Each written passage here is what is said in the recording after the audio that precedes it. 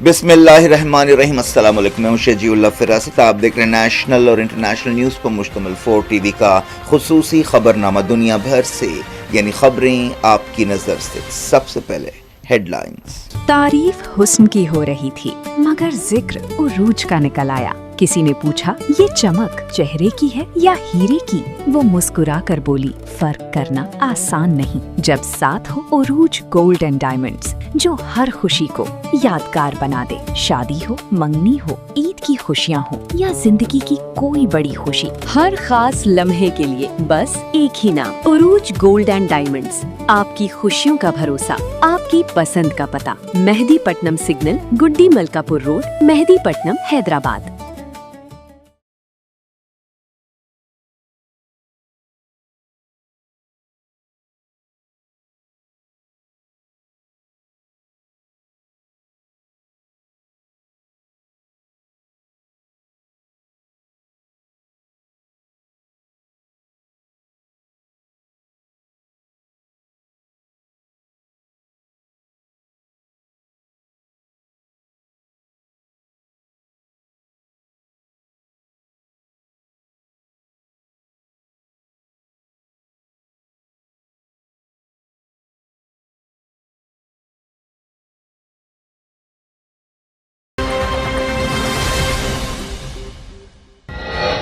غزہ میں اسرائیل کی تازہ بربریت، 24 گھنٹوں میں 22 فلسطینی شہید۔ حماس اور اسلامی جہاد نے کہا یہودی ملک جنگ بندی کے لیے تیار نہیں ہے۔ امریکہ کے ساتھ کوئی بات چیت نہیں ہو رہی ہے۔ ایران نے ڈونلڈ ٹرمپ کا دعویٰ رد کر دیا، کہا چائنا تناؤ میں کمی کی کوشش کر رہا ہے۔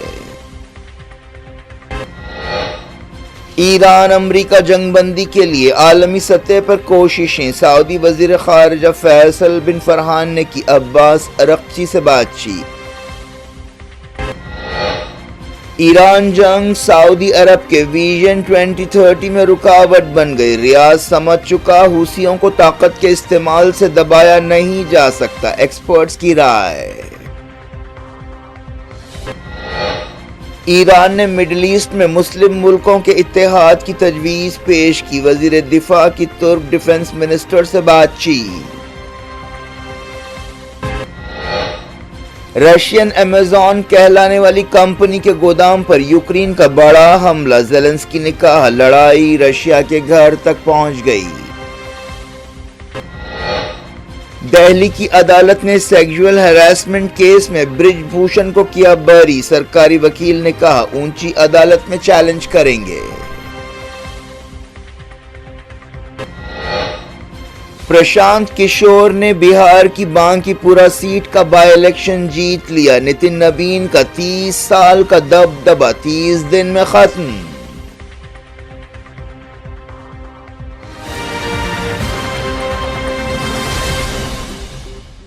ہیڈ لائنز آپ نے دیکھی، اب خبروں کی تفصیل کی طرف آپ کو لیے چلتے ہیں۔ اسرائیل نے تازہ بربریت کا مظاہرہ کرتے ہوئے غزہ میں پچھلے 24 گھنٹوں کے دوران 22 فلسطینیوں کو شہید کر دیا۔ تازہ حملوں میں غزہ سٹی، دیر البلح، جبالیہ اور دوسرے مقامات کو نشانہ بنایا گیا۔ مرنے والوں میں بچے بھی شامل ہیں۔ سینٹرل غزہ میں 4 فلسطینی اس وقت جاں بحق ہو گئے جب ان کی گاڑی کو نشانہ بنایا گیا۔ الرمال علاقے میں ایک سڑک پر حملے میں 3 فلسطینی شہید ہوئے۔ سینٹرل غزہ کی دیر البلح میں 2 بھائی اس وقت جاں بحق ہو گئے جب ان کی گاڑی کو ٹارگٹ کیا گیا۔ جبالیہ ریفیوجی کیمپ کے الیامن ہاسپٹل کے قریب اسرائیل کے حملے میں 1 فلسطینی جاں بحق ہوا۔ 2 فلسطینی جو کچھ دن پہلے زخمی ہوئے تھے ہاسپٹل میں دم توڑ گئے۔ فلسطین کی مزاحمتی تنظیموں حماس اور اسلامی جہاد نے غزہ پٹی میں اسرائیل کی تازہ بربریت کی مذمت کی ہے۔ حماس نے کہا کہ تازہ حملے اس بات کا ثبوت ہیں کہ اسرائیل جنگ بندی سمجھوتے کے باوجود سیز فائر پر عمل کے لیے تیار نہیں ہے۔ اسلامی جہاد نے کہا کہ یہ حملے فلسطینی عوام کے خلاف مسلسل جارحیت کا حصہ ہے۔ دونوں تنظیموں نے کہا کہ اسرائیلی حملوں سے فلسطینی مزاحمت کمزور ہونے والی نہیں ہے۔ 7 اکتوبر 2023 کے بعد سے جاں بحق فلسطینیوں کی تعداد 73,356 ہو گئی ہے۔ فلسطین انفارمیشن سینٹر نے بتایا کہ اسرائیلی فوج نے تازہ جارحیت کرتے ہوئے کئی جگہ بمباری کی اور توپ خانے سے گولہ باری کی۔ مغربی کنارے میں اسرائیلی فوج نے کئی فلسطینیوں کے گھر گرا دیا۔ الگ الگ مقامات پر دھاوے کرتے ہوئے کئی فلسطینیوں کا اغوا کیا گیا۔ غازہ میں تازہ حملے کرتے ہوئے اسرائیل نے امریکی صدر ڈونلڈ ٹرمپ کے امن منصوبے کی نفی کی ہے۔ حال ہی میں ٹرمپ نے اعلان کیا تھا کہ حماس نے ایک امن سمجھوتے سے اتفاق کیا ہے، لیکن اس کے کچھ دن بعد ہی اسرائیل نے غازہ پٹی میں حملے تیز کر دیے ہیں۔ ایران نے کہا ہے کہ امریکہ کے ساتھ فی الحال کوئی بات چیت نہیں ہو رہی ہے۔ ایرانی وزارت خارجہ کے ترجمان اسماعیل بقائی نے پریس بریفنگ کے دوران کہا کہ بات چیت میں حصہ لینے والی ایرانی ٹیم کے تمام ارکان فی الوقت ایران میں ہی موجود ہیں، اور انہوں نے کہا کہ چائنا تناؤ میں کمی کی کوشش کر رہا ہے، پاکستان بھی ایران اور امریکہ کے درمیان مصالحت کار کا رول ادا کر رہا ہے، اس میں قطر بھی سرگرم ہے۔ ایرانی ترجمان نے کہا کہ عمان کے ساتھ آبنائے ہرمز کے بارے میں بات چیت ہو رہی ہے، پچھلے 7-8 دنوں سے اس سلسلے میں کافی سرگرمیاں چل رہی ہیں۔ اسماعیل بقائی نے کہا کہ ایک نئی روٹ کے بارے میں بات چیت ہوئی۔ ایرانی ترجمان نے بتایا کہ آبنائے ہرمز کے بارے میں ٹھوس فیصلے کا دار و مدار خطے کی صورتحال اور متعلقہ فریقوں کے فیصلے پر ہے۔ اسماعیل بقائی نے کہا کہ آبنائے ہرمز ایران اور امریکہ کے درمیان اختلافات کی وجہ سے بند نہیں ہے، اور انہوں نے کہا کہ یمن کے مسئلے کو بھی بات چیت کے ذریعے حل کیا جا سکتا ہے۔ امریکی صدر ڈونلڈ ٹرمپ نے اس سے پہلے کہا کہ ایران کے ساتھ بات چیت پیر کو شروع ہونے والی ہے۔ ٹرمپ نے ایئر فورس ون کے ہوائی جہاز میں میڈیا سے بات چیت کرتے ہوئے یہ بات کہی۔ ایک دن پہلے انہوں نے کہا تھا کہ انہوں نے امریکی فوج کو حکم دیا ہے کہ وہ ایران کے خلاف حملے روکے۔ انہوں نے کہا کہ مڈل ایسٹ کے اتحادیوں نے خواہش کی ہے کہ تناؤ کم کیا جائے۔ انہوں نے یہ نہیں بتایا کہ کن اتحادیوں نے حملے روکنے کی خواہش کی ہے، لیکن اب کہا جا رہا ہے کہ سعودی عرب، UAE اور قطر نے ان سے ایسی خواہش کی، لیکن دوسری طرف وال اسٹریٹ جرنل نے دعویٰ کیا کہ UAE دراصل چاہتا ہے کہ ٹرمپ ایران کے ساتھ جنگ جاری رکھے۔ سعودی وزیر خارجہ فیصل بن فرحان اور ایران کے وزیر خارجہ کے درمیان ٹیلی فون پر بات چیت ہوئی۔ دونوں وزیروں نے خطے کی تازہ صورتحال پر بات چیت کی۔ ایک دن پہلے خبر آئی تھی کہ سعودی کراؤن پرنس محمد بن سلمان نے امریکی صدر ڈونلڈ ٹرمپ سے بات چیت کرتے ہوئے ان پر دباؤ ڈالا کہ وہ ایران پر حملے بند کرے اور تناؤ میں کمی کرے۔ اس بات چیت کے بعد ہی ٹرمپ نے امریکی فوج کو حملے روکنے کا حکم دیا۔ ایسا سمجھا جا رہا ہے کہ خلیجی ملکوں نے جنگ روکنے کے لیے بعض پیمانوں سے اتفاق کیا ہے۔ سعودی وزیر خارجہ نے عباس ارغچی کے ساتھ بات چیت میں کہا کہ سعودی عرب خطے میں سیکیورٹی اور استحکام برقرار رکھنا چاہتا ہے۔ سعودی وزیر نے عمان اور جارڈن کے فارن منسٹر سے بھی بات چیت کی۔ سفارتی محاذ پر کافی سرگرمیاں ہو رہی ہیں۔ سعودی عرب نے صدر ڈونلڈ ٹرمپ پر ایران پر حملے روکنے کے لیے آخر کیوں دباؤ ڈالا؟ اس تعلق سے الگ الگ اندازے لگائے جا رہے ہیں۔ بعض ایکسپرٹس کا کہنا ہے کہ ایران جنگ سعودی کراؤن پرنس محمد بن سلمان کے معاشی منصوبے ویژن 2030 کے لیے ایک چیلنج بن گئی ہے۔ حال ہی میں ایران نے دھمکی دی تھی کہ اگر امریکہ ایران پر حملے جاری رکھے گا تو ایران اسرائیل اور خلیجی ملکوں میں تیل اور گیس کے ذخیروں کو ٹارگٹ کرے گا۔ اس دوران ایران کے وزیر خارجہ عباس ارغچی نے پاکستان اور ترکی کے عہدیداروں سے بھی بات چیت کی۔ انہوں نے یہ بات دہرائی کہ اگر امریکہ یا اسرائیل ایران پر حملے کریں گے یا حملوں کے لیے دوسروں کی حوصلہ افزائی کریں گے تو ایران سخت جواب دے گا۔ انٹرنیشنل معاملوں کے ایک ایکسپرٹ عبداللہ بن فرح نے کہا کہ سعودی عرب کا ویژن 2030 صرف ایک معاشی منصوبہ نہیں ہے، بلکہ یہ ایک قومی پروجیکٹ ہے جس کا مقصد سعودی عرب کو سرمایہ کاری، توانائی، لاجسٹک، ٹورزم، انوویشن کا مرکز بنانا ہے۔ سعودی عرب اس بات سے پریشان ہے کہ ایران جنگ کی وجہ سے پہلے ہی کافی زیادہ اس کا نقصان ہو چکا ہے، اور اگر جنگ جاری رہی تو حالات اور خراب ہوں گے۔ سعودی عرب مڈل ایسٹ میں امریکہ کے قریبی اتحادیوں میں سے ایک ہے۔ مڈل ایسٹ سے متعلق ایک اور ڈیفنس ایکسپرٹ ڈانا اسٹرال نے کہا کہ سعودی عرب یہ بات سمجھ چکا ہے کہ یمن کے حوثیوں کے خطرے کو ختم کرنے کے لیے طاقت کا استعمال کافی نہیں ہے۔ حال ہی میں حوثیوں نے سعودی عرب میں آئل سائٹس پر حملے کرتے ہوئے دنیا کو حیران کر دیا تھا۔ حوثیوں کو ایران کی مدد حاصل ہے۔ اسٹرال نے کہا کہ امریکہ اور اسرائیل نے کئی بار فوجی آپریشنز کیے، لیکن اس کے باوجود وہ حوثیوں کے خطرے کو ختم نہیں کر پائے۔ ان کا کہنا ہے کہ اگر سعودی عرب حوثیوں کے ساتھ ایک اور جنگ شروع کرتا ہے تو اس سے MBS کا ویژن 2030 متاثر ہو سکتا ہے۔ حال ہی میں سعودی عرب نے یمن کے ایک ایئرپورٹ پر حملہ کیا تھا۔ اس کے بعد حوثیوں نے سعودی عرب میں آئل سائٹس کو نشانہ بنایا تھا، جس کے بعد ایک بڑی جنگ شروع ہونے کا اندیشہ پیدا ہو گیا تھا۔ ان حملوں میں سعودی عرب کے ساتھ امریکہ نے بھی حصہ لیا تھا۔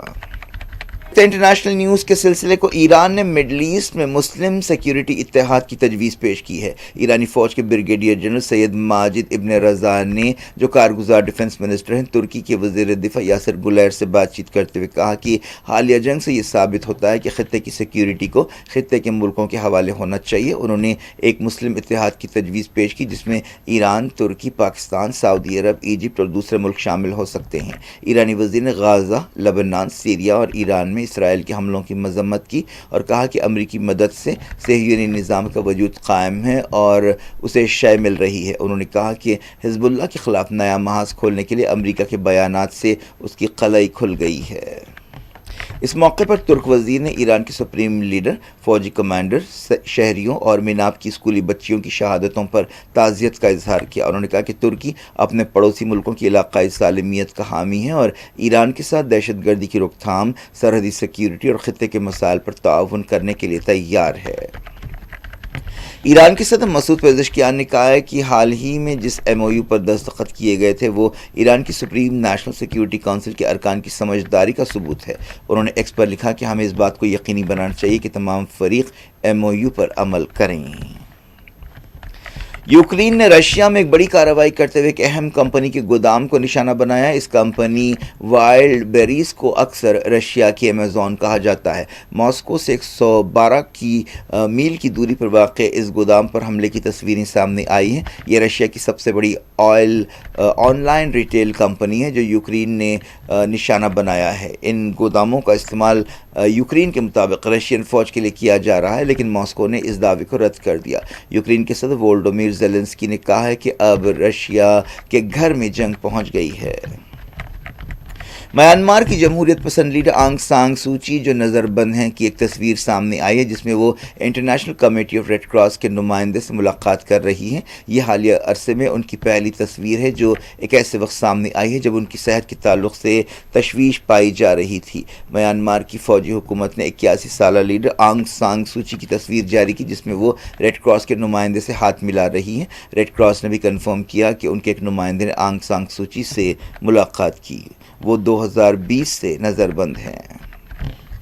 رشیا کی ایک عدالت نے ریسلنگ فیڈریشن آف انڈیا کے سابق صدر برج بھوشن شرن سنگھ اور ایک دوسرے ملزم ونود تومار کو خاتون ریسلرز کی طرف سے کیے گئے جنسی ہراسانی کیس میں بری کر دیا ہے۔ Additional chief judicial magistrate Ashwini Panwar نے سابق بی جے پی رکن پارلیمنٹ برج بھوشن اور فیڈریشن کے سابق اسسٹنٹ سیکرٹری تومار کو بری کیا۔ عدالت کے باہر میڈیا سے بات چیت کرتے ہوئے برج بھوشن نے کہا کہ عدالت نے انہیں اور تومر کو باعزت بری کیا ہے۔ سرکاری وکیل منیش راوت نے کہا کہ اونچی عدالتوں میں اس فیصلے کو چیلنج کیا جائے گا۔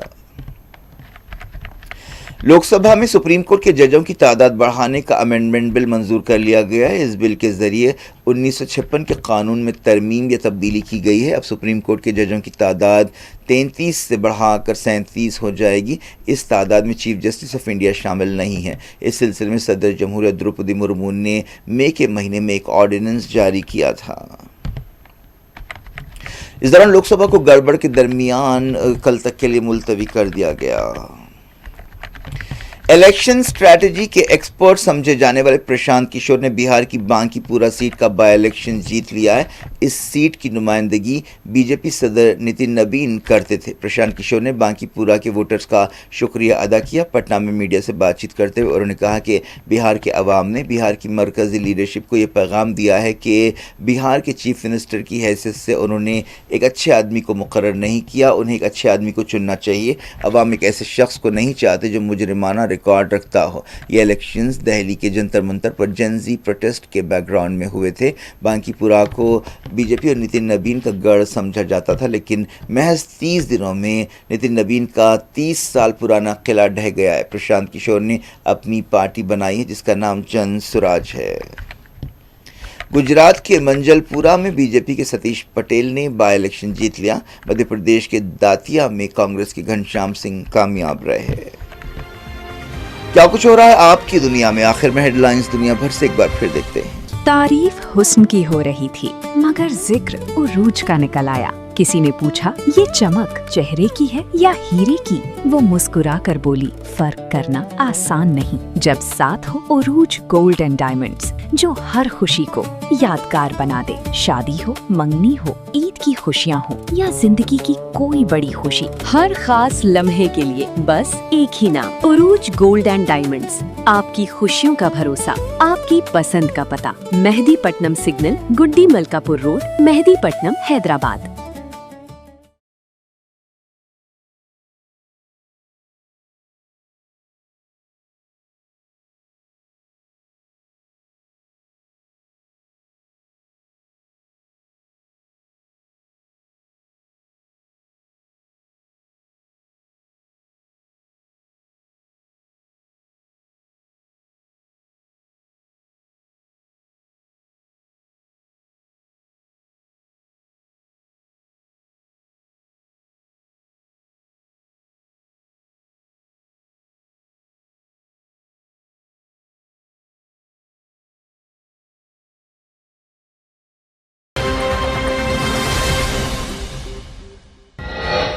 غازہ میں اسرائیل کی تازہ بربریت، 24 گھنٹوں میں 22 فلسطینی شہید۔ حماس اور اسلامی جہاد نے کہا یہودی ملک جنگ بندی کے لیے تیار نہیں ہے۔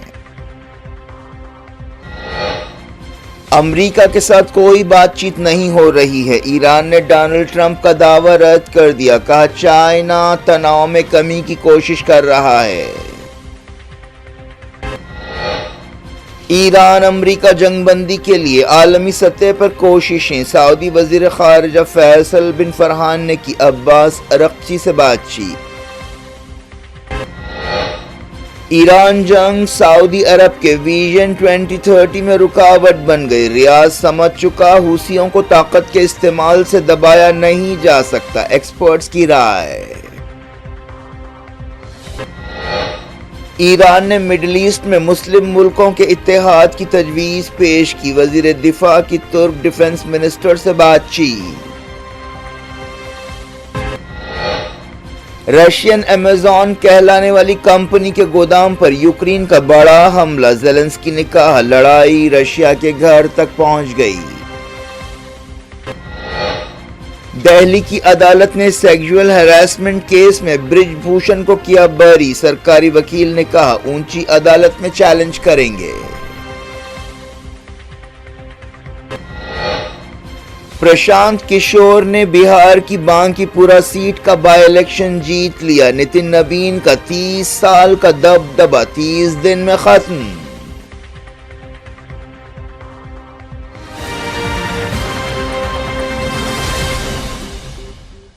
یہ تھی آج کی خبریں، شجی اللہ فراست کو دیں اجازت اور اپنا بے حد خیال رکھیں۔ اللہ حافظ۔